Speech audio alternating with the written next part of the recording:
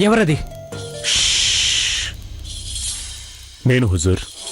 నువ్వెక్కడికొచ్చావే? ఒక వార్త చెప్పాలి మీకోసమే. నువ్వు లోపలికి రావడం ఎవరో చూడలేదుగా? నేను గూఢాచారిని రాజాసాబ్. నేను ఎక్కడికి వెళ్ళినా నా నీడకు కూడా అది తెలియబోదు.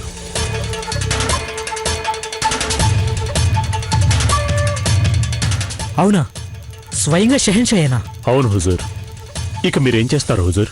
మీరేమో నిర్బంధంలో ఉన్నారు కదా. ఏదో ఒకటి చెయ్యక తప్పదు. షెహన్షా ఇలా చేయడం ఏం బాగోలేదు.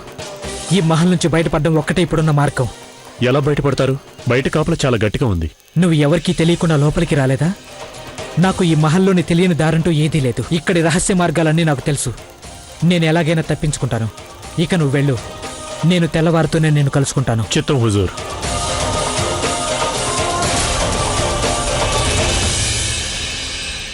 ఏం జరిగింది?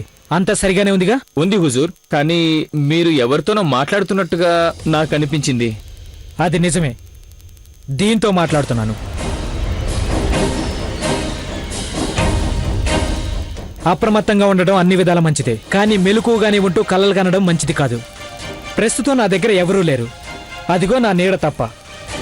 తప్పైంది, క్షమించండి రాజాసాబ్. నువ్వు చేయవలసిన పని బయట నిలబడి కాపలా కాయడమే. వెళ్ళిక. చిత్తం.